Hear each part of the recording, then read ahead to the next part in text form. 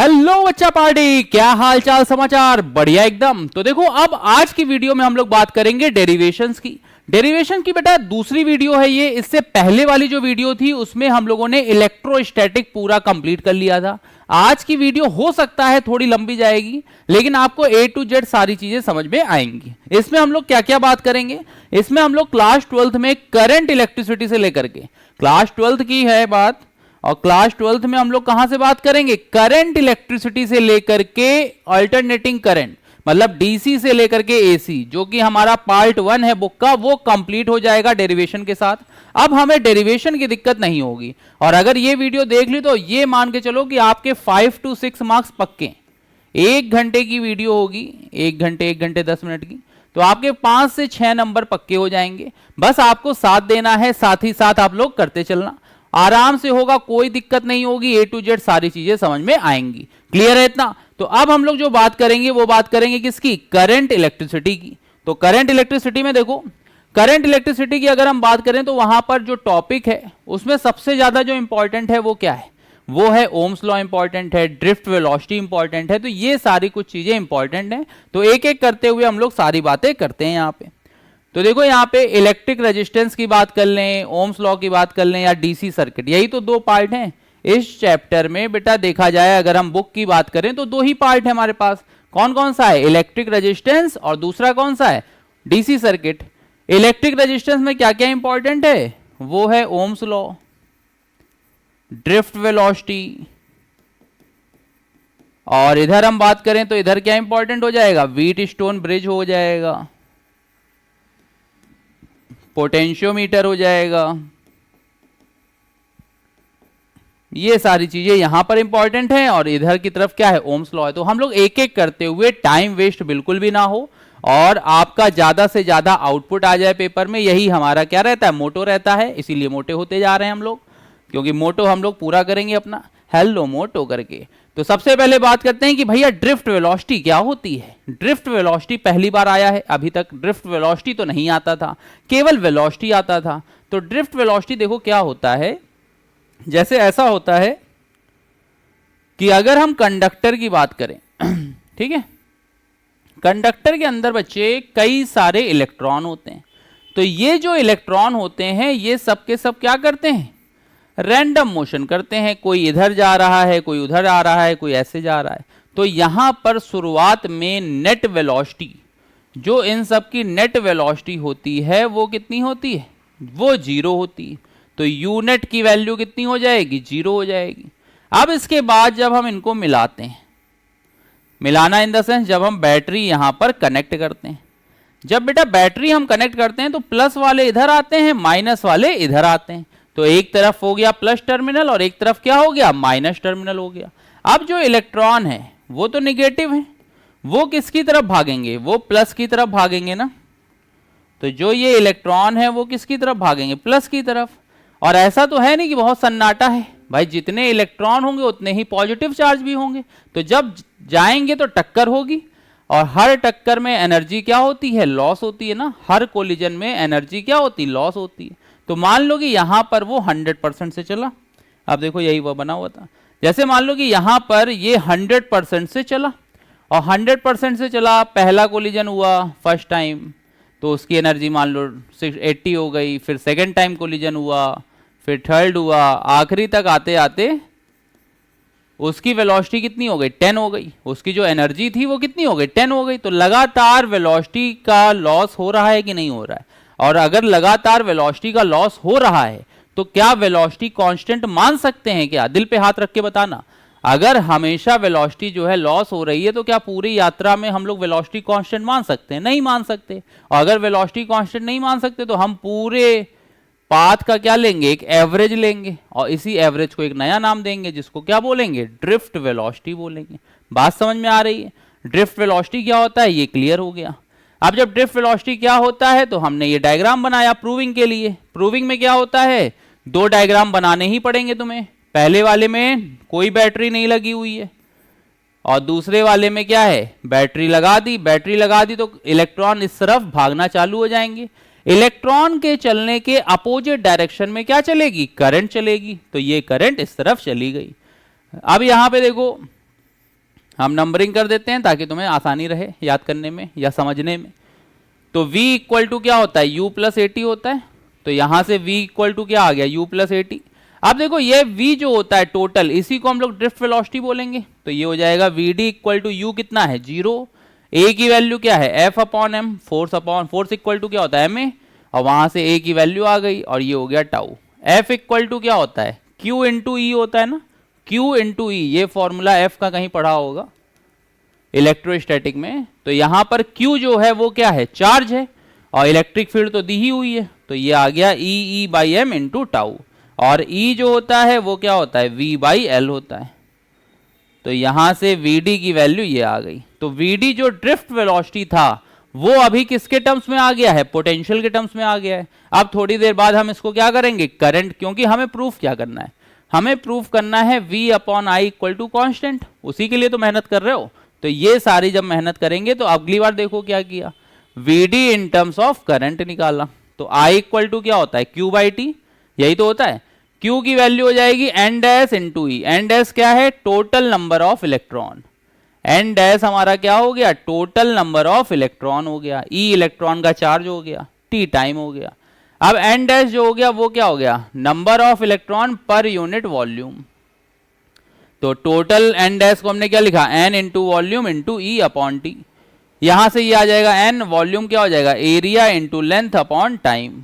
Area into length हो गया, और ये जो टाइम था इसको लेंथ के साथ लिख दिया।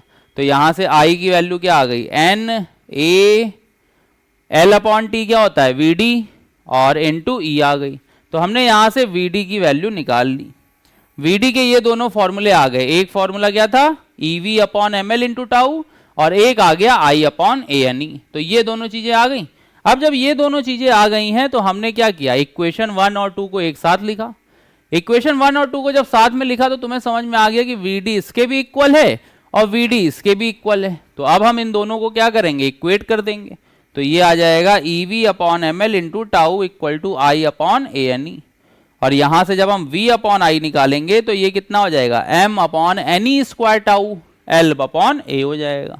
और इसी v अपॉन आई को अगर हम ये कह दें कि अगर हम फिजिकल कंडीशन ये क्या रखें, कांस्टेंट रखें, तो उस समय लेंथ भी सेम रहेगी, एरिया भी सेम रहेगा। टाउ, टाउ एक नया वर्ड आया है जिसको हम लोग बोलते हैं रिलैक्सेशन टाइम। ये कहीं समझाया था अभी हमने। टाउ जो होता है इसको बोलते हैं रिलैक्सेशन टाइम। रिलैक्सेशन टाइम क्या होता है, डेफिनेशन आ चुकी है बोर्ड में।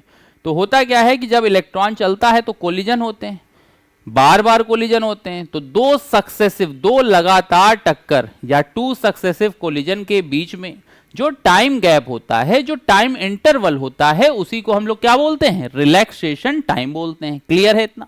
तो ये यहां तक इतनी चीजें हो गई। तो यहां से देखो v अपॉन आई को ही हम लोग क्या बोलेंगे, r बोल देंगे, और r की वैल्यू आ जाएगी m upon n e square tau l upon a आ जाएगी। तो यहां से m upon n e square tau को क्या बोलेंगे, रो। तो r इक्वल टू कितना हो जाएगा, rho into L upon a आ जाएगा। बताओ ये सारी चीजें समझ में आ गई। तो r की वैल्यू कितनी हो गई, rho into L upon a आ गई। क्लियर है?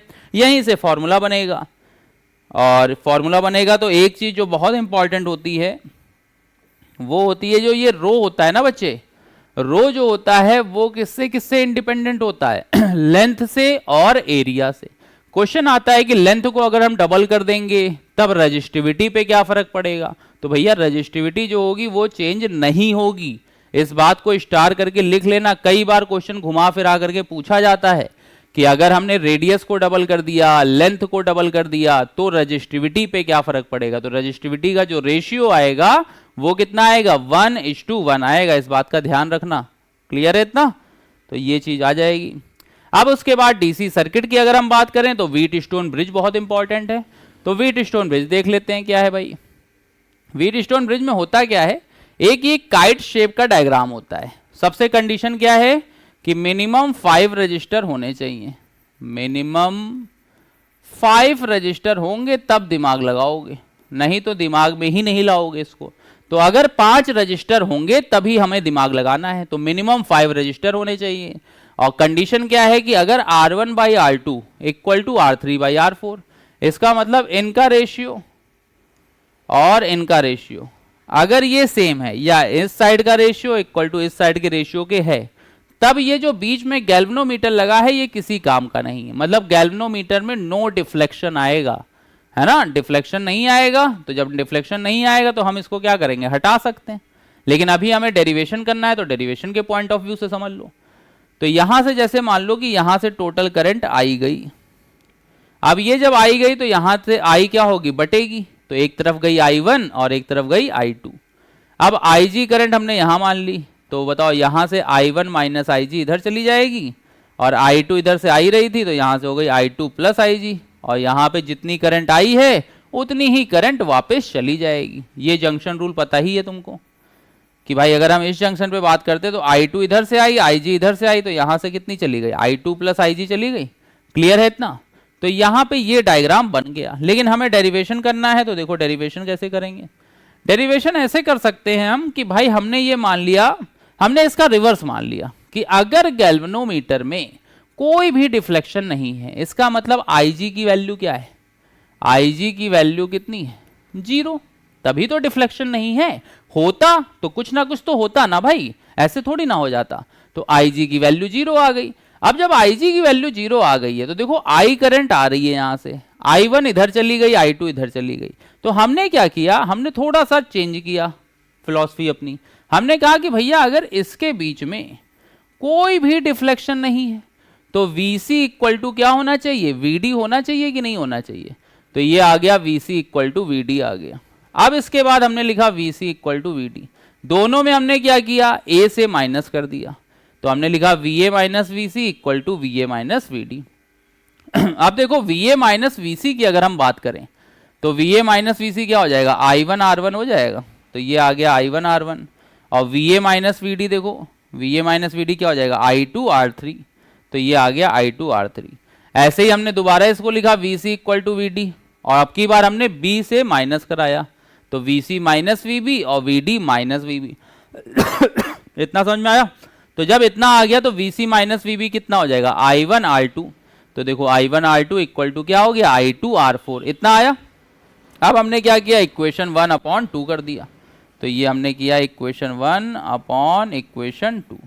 तो देखो I1 R1 upon I1 R2, I2 R3 upon ये, तो I1 I1 गया, I2 I2, तो ये क्या आ गया, R1 by R2 equal to R3 by R4। इसका मतलब क्या है कि अगर कहीं पर ये रेशियो होगा तो बीच वाले को हम लोग क्या करेंगे, हटाया जा सकता है।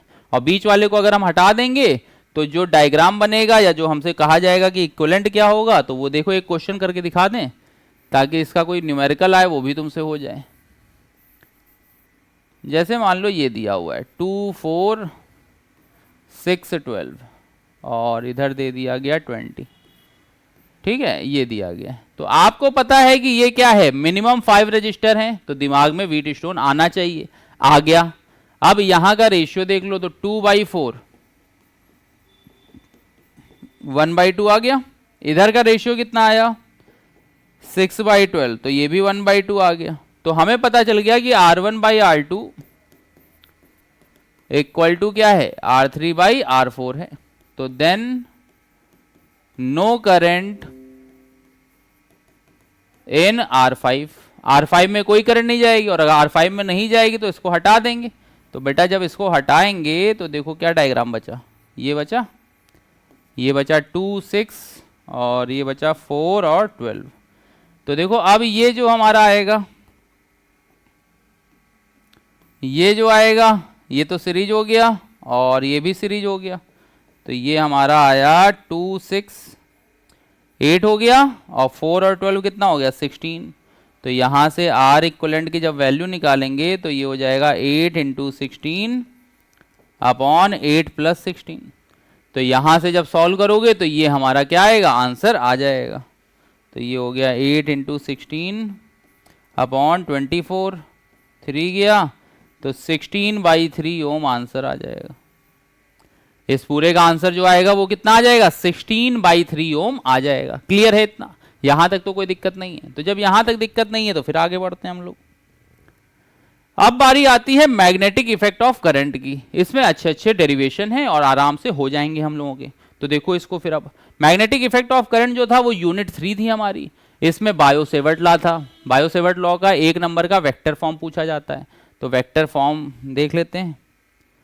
तो बायो-सेवर्ट लॉ का जो वेक्टर फॉर्म है वो देखो क्या है, वो है कि बेटा अगर हम dB के ऊपर वेक्टर लगाएंगे, पहले तो स्केलर क्या है वो देख लो, dB इक्वल टू फॉर्मूला होता है mu naught upon 4 pi I D L sine theta upon R square, ये था I D L sine theta upon R square था, ठीक है। तो यहां से ये dB की वैल्यू आ जाएगी mu naught upon 4 pi I D L sine theta upon R square. लेकिन जब हम इसको वेक्टर में करेंगे तो जो जो क्वांटिटी वेक्टर हैं उसके आगे क्या लगाना पड़ेगा, एरो लगाना पड़ेगा। तो देखो dB vector equal to mu naught by 4 pi, I scalar है बाहर कर लिया, ये हमने देखो अगर dl क्रॉस आर कैप लिखा है, अगर हमने आर कैप लिखा है तो नीचे स्क्वायर रहेगा, इस बात का ध्यान रखना है। और अगर हमने आर वेक्टर लगा दिया है तो नीचे क्या हो जाएगा, क्यूब हो जाएगा, इस बात का ध्यान रखना है। ये दो चीजें हमें ध्यान रखनी है, अगर आर कैप होगा तो नीचे क्या होगा, स्क्वायर, आर वेक्टर होगा तो नीचे क्या होगा, क्यूब होगा। क्लियर है? तो 1 नंबर का यहाँ पे क्वेश्चन आ जाता है। फिर देखो क्या है, मैग्नेटिक फील्ड निकालनी है किसकी वजह से, due to a straight current carrying conductor of finite length, finite length का है और हमें निकालना है और हमें फॉर्मूला पता है, फॉर्मूला मैं लिख देता हूं साइड में, फॉर्मूला आता है mu naught by 4 pi I by r bracket में sine phi 1 plus sine phi 2, ये हमारा डेरिवेशन का आंसर आने वाला है। लेकिन कैसे करेंगे, क्या अप्रोच लगाएंगे, ये देख लो। तो सबसे पहले तो डायग्राम बनेगा, एक करंट कैरिंग वायर है जिसमें आई करंट फ्लो कर रही है। अब हमने एक पॉइंट अपर मान लिया और एक लोअर मान लिया, यहां से आर डिस्टेंस पर कोई एक पॉइंट है जो पी पॉइंट है, और यहां से हमने क्या किया, अपर लिमिट की एंगल जो था वो फाई 1 था और नीचे वाला था वो क्या था, नीचे की तरफ था, तो उसको माइनस का फाई 2 लिखा। क्लियर है इतना? अब इसके बाद हमने एक पॉइंट ले लिया एम एन, ठीक है, एम से हमने यहाँ पॉइंट की डिस्टेंस ली तो वो कितनी आ रही थी, एक्स आ रही थी, और ये जो एंगल यहाँ पे बना रहा था ये था थीटा, और यहाँ पे जो एंगल बन रहा था वो क्या था, फाई था। अब हो क्या रहा है कि जो हमारे पास फॉर्मूला है उसमें हम ये देखते हैं कि भाई dB लिखा हुआ है और हमें इंटीग्रेट करना है तभी तो B आएगा। भाई ये dB से B निकालना है ना, तो dB से अगर हमें B निकालना है तो हमें क्या करना पड़ेगा, इंटीग्रेशन करना पड़ेगा, और इंटीग्रेशन करना पड़ेगा तो भाई इंटीग्रेशन की कंडीशन है कि इंटीग्रेशन के अंदर एक ही तो वेरिएबल होना चाहिए, 3 वेरिएबल से तो काम नहीं चल पाएगा। तो हमने क्या किया, पहले चेक किए कि वेरिएबल हैं कितने। तो बताओ ये जो dl है ये तो तुम मान रहे हो, भाई दूसरा बच्चा आकर के ज्यादा लेंथ मान लेगा, तो dl जो है वो वेरिएबल है। x जो है, x देखो m अभी यहाँ पे माना है तो x इतना है, m ऊपर मान लेते तो x चेंज हो जाता, तो x भी क्या है, वेरिएबल है। थीटा भी क्या है, वेरिएबल है, क्योंकि थीटा से ही क्या है, m से ही तो बन रहा है, तो थीटा भी हमारा क्या है, वेरिएबल है। और यही हमारा फाई से भी बन रहा है, तो फाई भी हमारा क्या है, वेरिएबल है। तो भाई इतने तो वेरिएबल हैं। अब कांस्टेंट देख लेते हैं क्या है, तो कांस्टेंट जो है वो है r, क्योंकि ये जो है ये परपेंडिकुलर डिस्टेंस है ना वायर से, तो ये नहीं चेंज होगी और दुनिया की चीजें चेंज होती रहेंगी। तो ये हमारी r आ गई। अब जब हम यहां से करेंगे तो देखो dl आ चुका है, थीटा आ चुका है, x, ये इसको चेंज करेंगे किसके टर्म्स में, फाई और r के टर्म्स में चेंज करेंगे। इतना बड़ा बयाना हम लेके बैठ गए कि 3 जो वेरिएबल हैं उसको एक कांस्टेंट में या 2 कांस्टेंट में बदलना है और एक ही वेरिएबल रखना है। क्लियर है इतना? चलो अब देखते हैं कैसे करेंगे भाई। तो हमने देखो कितने वेरिएबल थे, थीटा था, x था और dl था, सबको हम बदलना चाह रहे हैं तो हम फाई में बदल देंगे। तो देखो थीटा प्लस फाई, अगर हम यहाँ पे ट्रायंगल बनाएं तो हमें पता है कि ये ट्रायंगल में थीटा प्लस फाई जो है वो कितना है, 90 है, क्योंकि ये तो 90 ऑलरेडी है। और फॉर्मूले में साइन थीटा आता है, तो यहाँ से थीटा की वैल्यू क्या हो जाएगी, 90 माइनस फाई, और साइन थीटा किसके इक्वल हो जाएगा, कॉस फाई के। फिर उसके बाद x की अगर हम बात करेंगे तो x की वैल्यू आ जाएगी r sec फाई आ जाएगी, और ऐसे ही अगर हम dl बात करेंगे तो tan phi equal to l by R लेकर के आए और वहां से हमने क्या कर दिया, dl निकाल लिया। तो ये dl आ गया, x आ गया, साइन थीटा आ गया। अब जब हम इस तीनों को पुट करेंगे इस फॉर्मूले में तो देखेंगे कि काफी चीजें कैंसिल हो गई, है ना। पुट करना अपने आप, कैलकुलेशन थोड़ी करना बेटा, तुम सोचोगे कि पूरा याद कर दें, है ना, पूरा रात में खाएं और सुबह जाकर के पेपर में उल्टी कर दें, तो ऐसा नहीं होगा। फिर कॉपी में नंबर भी जो आएंगे ना वो उल्टी वाले ही आएंगे। तो इसलिए अगर नंबर थोड़े अच्छे चाहिए तो एक बार कॉपी पेन से लिख लिया करो। कैलकुलेशन कहा जाए, बायो वाले बच्चे भी हो तो थोड़ा सा किया करो बेटा कैलकुलेशन, वहाँ चाहे जितना अच्छा याद करो, जब पेपर आता है ना आंखों के सामने अंधेरा छा जाता है, कुछ समझ में नहीं आता यार पेन लिखें कैसे, चालू कहाँ से करें प्रूविंग। तो इसलिए एक दो बार लिख लो, जब पता है कि यहीं से तो आएगी। भाई प्रूविंग जो है वो बाहर से तो दे नहीं देंगे हर साल, नहीं नहीं, तो जो प्रूविंग इंपॉर्टेंट है वही आती है, वही करा रहे हैं यहाँ पे, तो टाइम वेस्ट नहीं होगा तुम्हारा, तुम इसको करो। तो यहाँ से जब पुट करोगे तो देखो डीएल की वैल्यू उठा के पुट कर दी, साइन थीटा की उठा कर पुट कर दी, कॉस फाई एक्स की पुट की। तो जब सारा काटा पीटी कर ली तो हमारे पास डीबी की जो वैल्यू आई है वो इतनी आ गई। अभी डीबी से हमको क्या निकालना है, हमें तो बी निकालना है। तो जब हम डीबी से बी निकालेंगे तो हम इसको क्या करेंगे, इंटीग्रेट करेंगे। तो इंटीग्रेशन देखो क्या आ जाएगा, integration dB mu naught upon 4 pi I by R cos phi D phi, ये जाएगा -φ2 से +φ1। तो देखो mu naught upon 4 pi I by R cos phi D phi कितना होगा, कॉस फाई की वैल्यू, इंटीग्रेशन क्या होता है, integration cos phi D phi जो होता है वो होता है प्लस का साइन फाई। ठीक है, तो ये आ गया साइन फाई, लिमिट कहाँ से कहाँ तक, -φ2 से +φ1 तक। तो यहाँ से upper limit minus lower limit किया तो ये हमारा फाइनल फॉर्मूला आ गया। बताओ इस फॉर्मूले में तो कोई दिक्कत नहीं है। अगर फाइनाइट लेंथ का पूछा जाएगा तो यही मेथड आएगा, 3 नंबर का आता है बेटा, तो इसको ढंग से कर लेना। ठीक है, कहीं कोई दिक्कत हो तो वीडियो को एक बार फिर से देख लेना, कहीं अगर कुछ टफ लग रहा है तो। फिर उसके बाद बारी आती है किसकी, magnetic field at the centre of, centre पे निकालना है। तो ये सब जो प्रूविंग है वो 2 नंबर की आती है। जो लंबी प्रूविंग है जो तुमको बहुत टफ लग रही तो भाई वो 3 नंबर की आएगी भी, जो तुम्हें सिंपल लगेगी वो 2 नंबर की आएगी, जो बहुत सिंपल लगेगी वो 1 नंबर का आएगा। तो हर नंबर के हिसाब से टफनेस या लेंथीनेस जो होती है वो बढ़ती रहती है, ऐसे समझो। ठीक है, तो अब मैग्नेटिक फील्ड कहाँ पे निकालनी है, सेंटर पे। तो डीबी की वैल्यू क्या हो जाएगी, mu naught upon 4 pi I D L sine 90 upon R square. ये डायग्राम बना लिया, सेंटर पे चाहिए, सेंटर इसकी सर्किल की रेडियस क्या है, कैपिटल आर, ये 90 डिग्री पे यहाँ पे मान लिया। तो यहाँ पे डीवी की वैल्यू आ गई mu naught upon 4 pi I D L sine 90, sine theta होता है तो sine 90 upon R square. Sine 90 की वैल्यू कितनी होती है 1, तो साइन 90 की जगह 1 रख दिया। तो ये आ गया B equal to mu naught upon 4 pi I upon R square D L. बताओ हम पूरे सर्किल की लेंथ की बात करेंगे ना, और पूरे सर्किल की लेंथ जो होती है वो किसके इक्वल होती है, सरकमफरेंस के इक्वल, और सरकमफरेंस होता कितना है 2 पाई आर। तो यहाँ से ये आ गया 2 पाई आर आ गया। तो ये देखो mu naught upon 4 pi I upon R square L, L की बात करेंगे तो ये आ जाएगा 2 पाई आर -0 आ जाएगा, और -0 को तो हटाया ही जा सकता है, तो ये -0 लिखा था। फिर यहाँ से जो जो कैंसिल आउट हो गया उसको कर लिया, तो ये फाइनल आंसर आ गया। बी की वैल्यू कितनी हो गई, mu naught upon 4 pi I upon 2r आ जाएगी, या 2i अपॉन आर आ जाएगी। हम लोगों की आदत जो होती है वो देखने की म्यू नॉट अपॉन 4 पाई की होती है, तो हम इसको ऐसे भी लिख सकते हैं, mu naught upon 4 pi I by R into 2 pi. जब तुम लोगों को फॉर्मूले याद कराए थे हमने, तो हमने इस टाइप से याद कराया था। जो जो इस चैनल पे लगातार बने हुए हो उनको न्यूमेरिकल के लिए अलग ट्रिक रहती है, डेरिवेशन के लिए अलग ट्रिक रहती है ना। तो इस बात को बहुत ना करना कि उस समय आपने ये बताया था अब ये बताया है, भाई उस समय फिलॉसफी अलग थी अब अलग है। अब थोड़ी चीज़ें जैसे एक लाइन नहीं समझ में आ रही है तो अगर पेपर टाइम है तो जल्दी से देख करके बढ़ो उसको आगे, बहुत लंबा खींचना नहीं है। और जो चीज़ नहीं समझ में आती 2 बार उसको लिख लो पेपर टाइम में। हम ऐसी बहुत बड़ी बातें नहीं करते कि नहीं आपको एक एक लाइन समझ में आएगी तभी होगा। भैया अगर आपको नंबर चाहिए तो प्रैक्टिकल बात है कि आपको कुछ चीज़ें याद होनी चाहिए तभी हो पाएगा, नहीं तो नहीं हो पाएगा।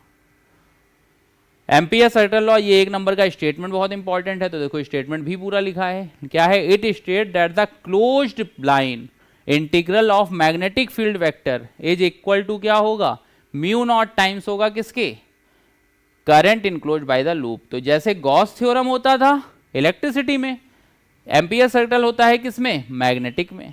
गॉस में क्या बताया जाता था, ये गॉस का था, गॉस में क्या बताया जाता था, phi equal to close integration E dot D A equal to क्या होगा, Q enclosed upon epsilon naught. यहाँ पे आएगा क्लोज इंटीग्रेशन किसका, बी का डॉट डी एल लेंथ के साथ, वो आएगा म्यू नॉट, और जितनी आई वहां पे क्या हो रही है, थ्रेड कर रही है सर्किल की तरफ, तो यहाँ पे current enclosed by the loop आएगा। क्लियर है इतना? तो ये सारी चीजें समझ में आ गई। फिर उसके बाद देखो, अगर हम मैग्नेटिक फील्ड की बात करें, किसके लिए, long straight current carrying conductor, जैसे अभी हम लोगों ने किया था ना, mu naught upon 4 pi I by R sine theta sine phi 1 plus sine phi 2। अब इसी का इनफाइनाइट के लिए है, तो हमें क्या है, हम लिखेंगे close integration B dot D L equal to mu naught I enclosed. तो हमने क्या किया, एक यहाँ पे एम्पियर लूप बना दिया। एम्पियर लूप बनाने के बाद बी और डी एल ये दोनों डायरेक्शन हमने दिखा दी। तो यहाँ पर जब दिखाई तो थीटा की वैल्यू कितनी आ गई, 0 डिग्री आ गई। और जब थीटा की वैल्यू 0 डिग्री आ गई तो B close integration D L equal to कितना हो गया, म्यू नॉट आई, और डी एल की वैल्यू कितनी आ गई, 2 pi r equal to mu naught I. और यहाँ से हम क्या करेंगे, इसको इधर भेज दिया, आंसर आ गया। डीएल यहाँ पे बताओ, एम्पियर का ही तो लूप लोगे, और एम्पियर का लूप जो है उसकी रेडियस कितनी है, स्मॉल आर, तो सरकमफ्रेंस कितना हो जाएगा, 2 पाई आर हो जाएगा। बताओ ये सारी चीजें समझ में आ गई। अब इसके बाद सोलेनॉइड की आती है। सोलेनॉइड क्या होता है बेटा, जैसे मान लो कोई रेक्टेंगुलर शेप है, उसके ऊपर वायर लपेट दिया हमने, और बीच से हमने क्या किया, रेक्टेंगुलर ब्लॉक हटा दिया, तो वो जो बना वो क्या बन गया, सोलेनॉइड बन गया। अब सोलेनॉइड क्या है, जैसे मान लो ये दो हैं रेक्टेंगल, यहाँ पे हमने वायर ऐसे लपेट दिए। अब जब वायर हमने लपेट दिए हैं तो हम क्या कर रहे हैं, हमें तो निकालना है बी डॉट डी एल, और हमने एक यहाँ पे लूप बना दिया।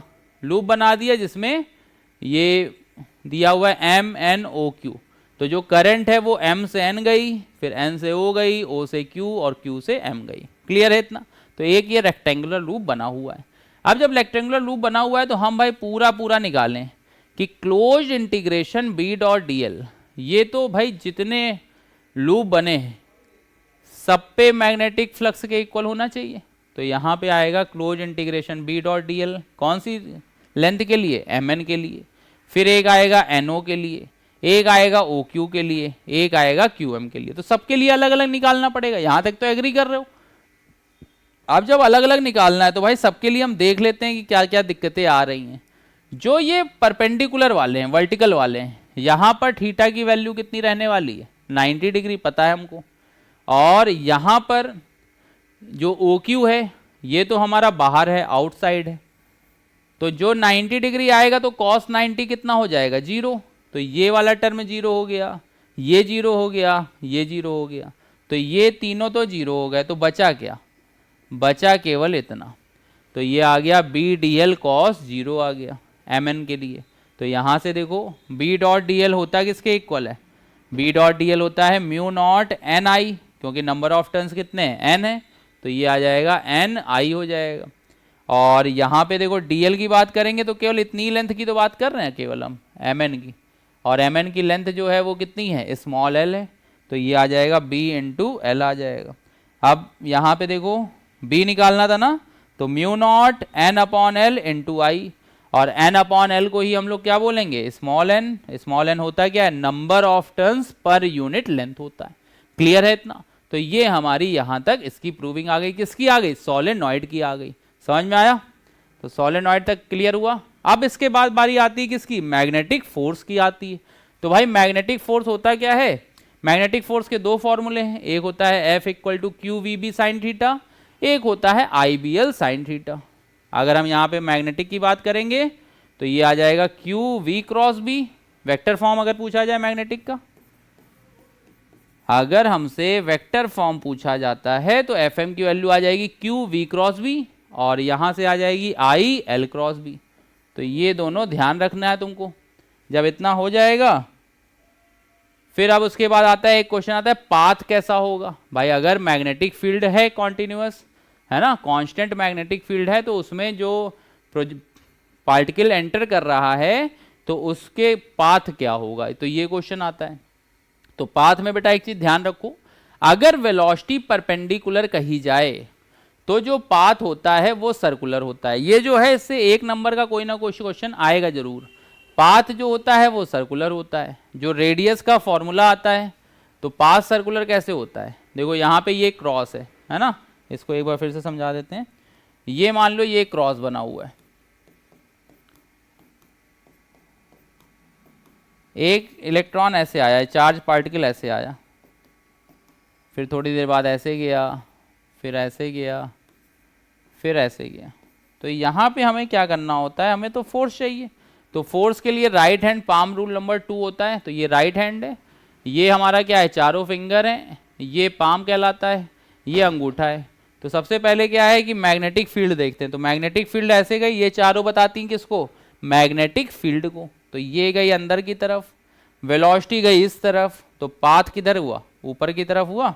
तो ये हमारा पाथ इधर आ गया, ठीक है। तो ये एफ फोर्स हो गया।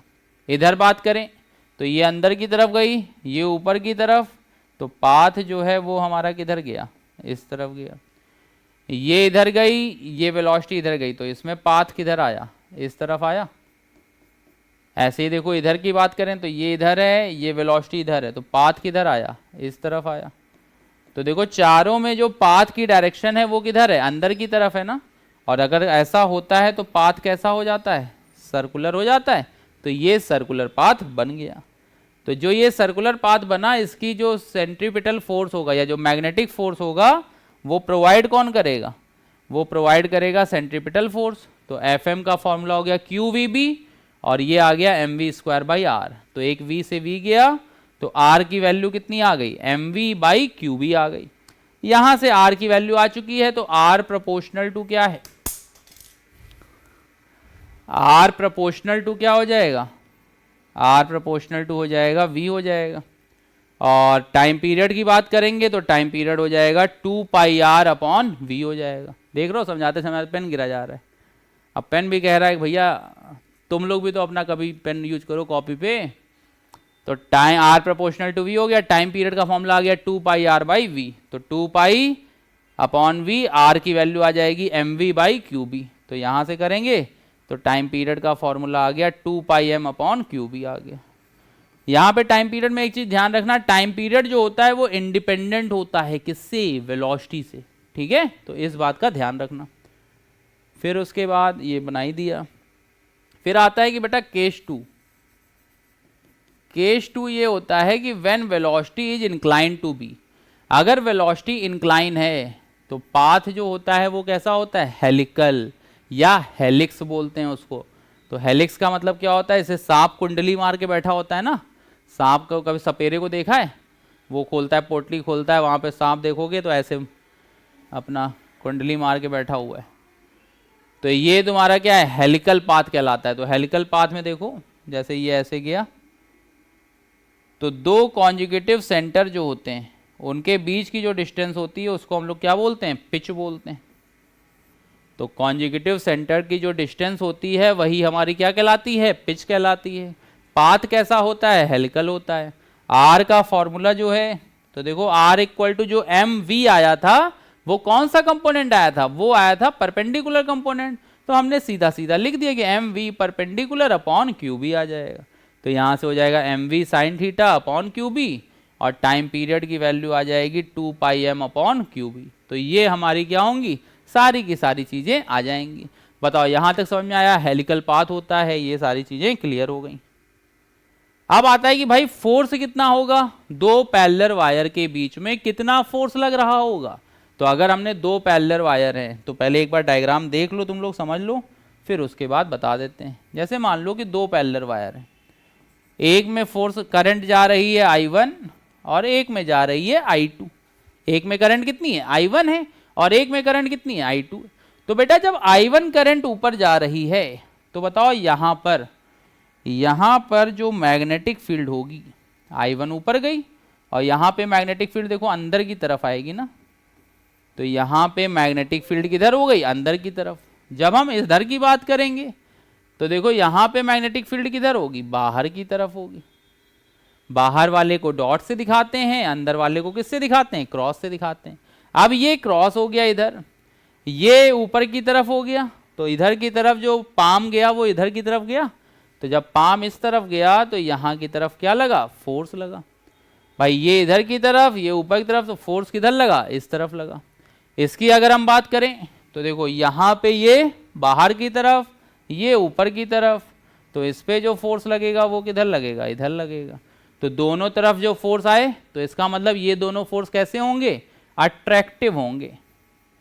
तो हमें ये पता चल गया कि अगर करंट सेम डायरेक्शन में है, अगर हमारी करंट जो है वो किस में है, सेम डायरेक्शन में है, तो उस समय जो फोर्स होते हैं वो कैसे होते हैं, अट्रैक्टिव होते हैं। क्लियर है इतना? अगर मान लो रिवर्स होते, एक करंट इधर गई होती और एक करंट इधर गई होती, तो ये I1 इधर गया, I2 इधर गया, तो जब I1 और I2 इधर गए तो देखो ये ऊपर गया ना, तो मैग्नेटिक फील्ड किधर आएगी, मैग्नेटिक फील्ड आ जाएगी इस तरफ, और ये जब नीचे आ रहा है तो मैग्नेटिक फील्ड उसमें किधर आएगी, उसमें भी नीचे की तरफ आएगी। अब जब हम फोर्स देखेंगे तो फोर्स देखो, ये तो अंदर हो गया और ये नीचे की तरफ हो गया, तो फोर्स किधर लगा, इस तरफ लगा, और इसमें जो फोर्स लगा वो किधर लगा, ये अंदर ये ऊपर, तो इसमें जो फोर्स लगा वो किधर लगा, इधर। तो यहाँ पे देखो दोनों के दोनों एक दूसरे को क्या कर रहे हैं, अपोजिट कर रहे हैं, तो यहाँ पे जो फोर्स होंगे वो क्या कर रहे हैं, रिपेल कर रहे हैं, जब करंट क्या है, अपोजिट डायरेक्शन में फ्लो कर रही है। अगर हमारी करंट अपोजिट डायरेक्शन में फ्लो करती है तो उस समय जो फोर्स लगता है वो रिपेल करते हैं, और अगर सेम डायरेक्शन में होती है तो जो फोर्स होते हैं वो कैसे होते हैं, अट्रैक्टिव होते हैं। बात समझ में आ गई? तो ये चीज इतनी हो गई। अब इसकी जो प्रूविंग थी वो देख लेते हैं। अब इतनी बात आ गई कि भाई फोर्स लगेगा, मैग्नेटिक फील्ड होगी, ये तो हमने थ्योरी में बताया। लिखोगे कैसे, एक डेरिवेशन आएगी तो क्या करोगे, तो यहाँ पे देखो B1 की वैल्यू क्या होगी, B जैसे ये 1 वायर है, ये 2 है, तो B1 पे अगर पूछा जाए पहले पे, तो पहले पे पहले वायर की वजह से प्लस दूसरे वायर की वजह से, यही तो होगा। तो यहाँ पे आ जाएगा B11 प्लस B12। आप बताओ 1 वायर पर 1 की वजह से कितना आएगा, 0, क्योंकि करंट उसी वायर से तो पास कर रही है, और रूल यही था कि अगर करंट वहीं से पास कर जाती है तो मैग्नेटिक फील्ड कितनी होती है, 0 होती है। एग्री कर रहे हो यहाँ तक?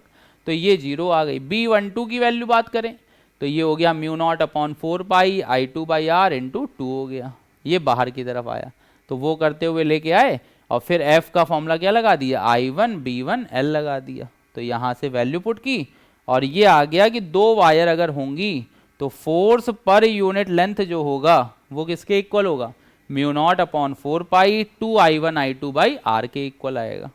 ठीक है, तो ये यहाँ से इतनी चीज़ें आ जाएंगी। तो वही चीज़ यहाँ पे भी बताई गई कि अगर करंट सेम डायरेक्शन में होगी तो अट्रैक्टिव है, अपोजिट डायरेक्शन में होगी तो क्या होगी, रिपल्सिव होगी। अब देखो इसके बाद बारी आती है कन्वर्जन की। कन्वर्जन हमें किसमें किसमें करना होता है, गैल्वेनोमीटर से एमीटर में और गैल्वेनोमीटर से वोल्टमीटर में। तो जब हम गैल्वेनोमीटर से एमीटर करते हैं तो हमें एक फॉर्मूला याद होना चाहिए। फॉर्मूला होता है G, गैल्वेनोमीटर का G आ गया, और इसके बाद एमीटर का हो गया A। अब हमें गैल्वेनोमीटर से एमीटर करना है तो क्या करेंगे, GLPA। GLPA इसका मतलब क्या होता है, गैल्वेनोमीटर से अगर हमें एमीटर बदलना है तो हमें लो रेजिस्टेंस को किस में लगाना होगा, पैरेलल में लगाना होगा। लो रेजिस्टेंस किस में लगा दोगे, पैरेलल में लगा दोगे। तो जब पैरेलल में लगाओगे तो देखो होगा क्या, ये गैल्वेनोमीटर था, तुमने इसके पैरेलल में एक रेजिस्टेंस लगा दिया, तो ये अब हमारा किसकी तरह बिहेव करेगा, ये करेगा एमीटर की तरह बिहेव। जैसे मान लो टोटल करंट आ रही थी I, ये करंट हो गई IG, और यहाँ पे जो करंट आई वो कितनी आ गई, I माइनस IG। तो हमें पता है कि पैरेलल में वोल्टेज जो होता है वो क्या होता है, सेम होता है। इसका मतलब V across G equal to क्या होगा, V अक्रॉस S होगा। तो VG की वैल्यू आ गई IG इंटू G, VS की वैल्यू हो गई I minus IG into S। तो यहाँ से S की वैल्यू आ जाएगी IG upon I minus IG into G। तो ये S की वैल्यू आ गई। S की वैल्यू कितनी हो गई, IG upon I minus IG into G आ जाएगी। ये हो गया शंट का रेजिस्टेंस। अगर मान लो पूरे कन्वर्जन का पूछा जाए कि पूरा जब कन्वर्ट कर दिया गया है तब उसका इक्विवेलेंट कितना है, तो भैया यहाँ पे R इक्विवेलेंट जब लगाओगे तो आ जाएगा GS upon G plus S आ जाएगा। क्लियर है इतना? तो कन्वर्जन अभी किससे इससे हुआ है, गैल्वेनोमीटर से किस में हुआ है, एमीटर में हुआ है। अगली स्लाइड में गैल्वेनोमीटर से किस में करा देंगे, वोल्टमीटर में करा देंगे, आपका काम कंप्लीट हो जाएगा। क्लियर है? चलो अब इसके बाद गैल्वेनोमीटर से किस में करना है, एमीटर में करना है। तो जब एमीटर में गैल्वेनोमीटर से किस में करना है, वोल्ट मीटर में करना है, एमीटर में तो कर ही चुके हैं। तो जब वोल्ट मीटर में करना है तो GHSV, GHSV का मतलब क्या हो गया, हाई रेजिस्टेंस को किस में लगा दोगे, सीरीज में लगा दोगे। हाई रेजिस्टेंस हमारा किस में हो जाएगा, सीरीज में हो जाएगा। तो जब हाई रेजिस्टेंस सीरीज में हो जाएगा तो देखो ये गैल्वेनोमीटर हो गया, ये हमारा एक रेजिस्टेंस हो गया, R डैश मान लिया, R मान लिया। ये अब हमारा किसकी तरह बिहेव करेगा, वोल्ट मीटर की तरह बिहेव करेगा। तो देखो यहाँ पे IG जो करंट थी वही इसमें भी जाएगी, वही इसमें भी जाएगी। तो हम लिखेंगे सीधे V equal to IG into G plus R, यही तो होगा। तो यहाँ से देखो V upon IG equal to G plus R हो गया। तो R की वैल्यू कितनी आ गई, V upon IG minus G आ गई। इसका मतलब हमें इतना रेजिस्टेंस किस में लगाना होगा, सीरीज में लगाना होगा। और पूरे इक्विवेलेंट निकालेंगे अगर इसका हम, तो R इक्विवेलेंट की वैल्यू क्या हो जाएगी, G प्लस R आ जाएगी। R इक्विवेलेंट की वैल्यू कितनी हो जाएगी, G प्लस R आ जाएगी। यहाँ से हम वैल्यू निकाल लेंगे, R इक्विवेलेंट इतना आ गया, और यहाँ से R निकालेंगे तो R की वैल्यू आ जाएगी V upon IG minus capital G आ जाएगी। क्लियर है इतना, बताओ यहाँ तक तो कोई दिक्कत नहीं है। जब यहाँ तक कोई दिक्कत नहीं है तो गैल्वेनोमीटर से एमीटर भी हो गया, गैल्वेनोमीटर से वोल्टमीटर भी हो गया। अब बारी आती है किसकी, इलेक्ट्रोमैग्नेटिक इंडक्शन की आती है, EMI की आती है। तो जब EMI की हम बात करेंगे तो EMI में हमें पता है कि भाई प्रोसेस क्या है, फिनोमिना क्या है। तो फिनोमिना देख लो क्या होता है फिर से। जैसे कि मान लो ये कोई मैग्नेट है, ठीक है, N है, ये S है, यहाँ पे कोई कॉइल रखी हुई है। अगर हम मैग्नेट या कॉइल को आपस में रिलेटिव मोशन करते हैं, है ना, तो एक बार प्रोसेस समझ लेते हैं, फिर उसके बाद जो प्रूविंग इंपॉर्टेंट है वो करा देते हैं। इफ मैग्नेट या कॉइल ये आपस में क्या करें, रिलेटिव मोशन करें। जब ये रिलेटिव मोशन करते हैं तो उस समय वहां पे क्या होता है, मैग्नेटिक फ्लक्स जो होता है वो चेंज हो जाता है। तो मैग्नेटिक फ्लक्स चेंज हो जाता है, और मैग्नेटिक फ्लक्स अगर चेंज होगा तो वहां पर क्या होगा, देन वहां पर एक EMF इंड्यूस्ड हो जाता है। इंड्यूस्ड क्या होता है, EMF इंड्यूस्ड होता है। और अगर EMF इंड्यूस्ड हो गया है और अगर हमारा सर्किट क्लोज्ड है, इफ सर्किट इज क्लोज्ड, तो अगर सर्किट क्लोज्ड है तो उस समय वहां पर क्या हो जाता है, इंड्यूस्ड करंट आ जाती।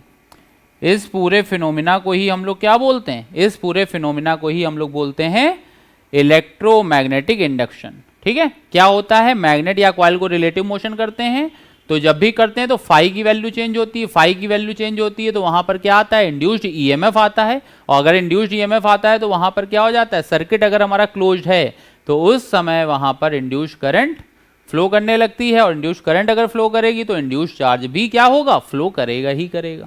क्लियर है इतना। अब इसके बाद मेन आता है इसमें जो प्रूविंग के नाम पे है वो है मोशनल EMF, कि मोशन की वजह से, वेलोसिटी की वजह से जो EMF इंड्यूस्ड होता है उसकी वैल्यू क्या होती है भाई, उसकी हम लोग कैसे कैलकुलेट करेंगे, ये चीज आती है। तो मोशनल EMF में देखो एक ये डायग्राम है, यहाँ पे एक क्रॉस क्रॉस दिया हुआ है। क्रॉस का मतलब है कि यहाँ पर एक मैग्नेटिक फील्ड है, किधर की तरफ है, डाउनवर्ड है। तो मैग्नेटिक फील्ड डाउनवर्ड है। हमने कह दिया वेलोसिटी जो है, ये देखो इलेक्ट्रिक फील्ड इस तरफ है, तो फोर्स जो होगा वो किधर लगेगा, इलेक्ट्रिक फोर्स वो इधर लगेगा। ठीक है ना। अब इसके बाद देखो ये इधर की तरफ है ना, और वेलोसिटी जो है वो हमने कह दिया इस तरफ दे दी हमने, अरे सॉरी, वेलोसिटी जो है वो हमने क्या किया, ये इधर था ये इधर था, वेलोसिटी हमने इधर की तरफ दे दी। पॉजिटिव चार्ज होता तो ऊपर की तरफ फोर्स लगता, लेकिन निगेटिव चार्ज है तो अपोजिट लग जाएगा, तो Fm लग गया। अब अगर हम इक्विलिब्रियम की बात करेंगे तो at equilibrium Fm equal to क्या हो जाएगा, Fe हो जाएगा। Fm होता क्या है, QVB, और ये क्या होता है, Q इंटू ई। Q से Q गया, इलेक्ट्रॉन था तो E रख देते, कट जाता। ये आ गया VB, और E होता है V बाई एल, तो V की वैल्यू कितनी हो गई, VBL आ गई। V जो होता है ये हमारा कहलाता है क्या, मोशनल EMF। V हो गई स्पीड, BA, और लेंथ ये इतना। तो मोशनल EMF समझ में आया। कब होगा, जब अगर स्ट्रेट रॉड है तो अब ये मोशनल EMF यहाँ पे इतना आ जाएगा। तो अब देखो बारी आती है किसकी, Faraday second law of EMI की। फैराडे का क्या करना था, हमें प्रूविंग करनी थी। प्रूविंग में ये था E इक्वल टू लाना था minus N delta phi by delta T, ठीक है, हमें ये लाना था। तो सबसे पहले हमने क्या किया कि भाई एक वायर है हमारे पास, उसको हमने वेलोसिटी दी इस तरफ। तो जब वेलोसिटी इधर दी तो देखो जो ये पॉजिटिव चार्ज था, जैसे मान लो ये इनवर्ड है, डाउनवर्ड है, वेलोसिटी इधर दी तो फोर्स किधर लगा, इधर लगा। तो देखो पॉजिटिव वाले पे फोर्स ऐसे लगा तो ये पूरा ऐसे घूम रहा है। जब ये घूम रहा है तो करंट भी किधर आएगी, ऊपर की तरफ आएगी। अब जब बच्चे करंट ऊपर की तरफ आएगी तो देखो ये था इनवर्ड और इंड्यूस्ड करंट इधर थी, तो फोर्स किधर लगेगा, Fm इधर की तरफ लगेगा। मतलब कि बॉडी ये Fm इसको जागे जाने से रोकेगा।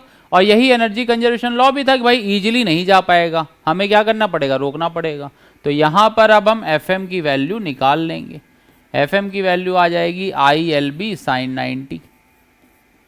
तो ये तुम्हारी आ गई ILB आ गई Fm की वैल्यू। क्लियर है इतना? जब Fm की वैल्यू इतनी आ गई है, अब हमें क्या करना है, अब हमें वैल्यू कैलकुलेट करनी होगी। तो यही जो Fm होगा वही किसके इक्वल होगा, F एक्सटर्नल के इक्वल होगा।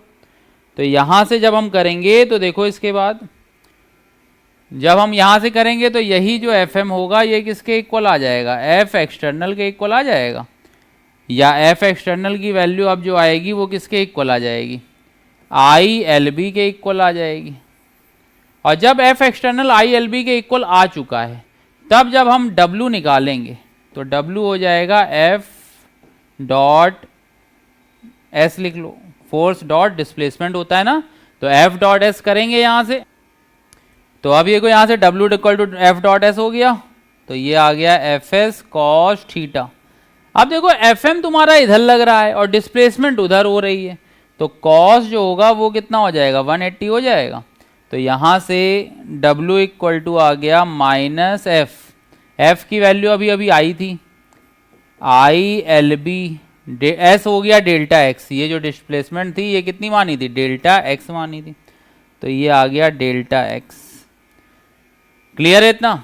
अब देखो I की जगह हम क्या लिख सकते हैं, Q अपॉन डेल्टा टी लिख सकते हैं। तो ये आ जाएगा Q upon delta T into L into B into delta x.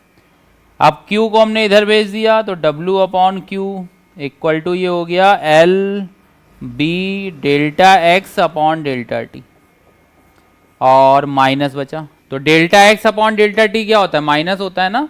तो यहां से आ जाएगा E equal to minus BVL। ये E की वैल्यू आ गई, कितनी आ गई, माइनस का BVL आ गया। समझ में आया इतना? तो E की वैल्यू कितनी हो गई, माइनस BVL हो गई। अब हमें क्या करना है, हमें फाई के साथ कैलकुलेट करना है कि delta phi by delta T कितना होगा, तभी तो आंसर बता पाएंगे। तो अब डेल्टा फाई जब निकालेंगे तो देखो डेल्टा फाई इक्वल टू क्या होता है, डेल्टा बी ए कॉस थीटा।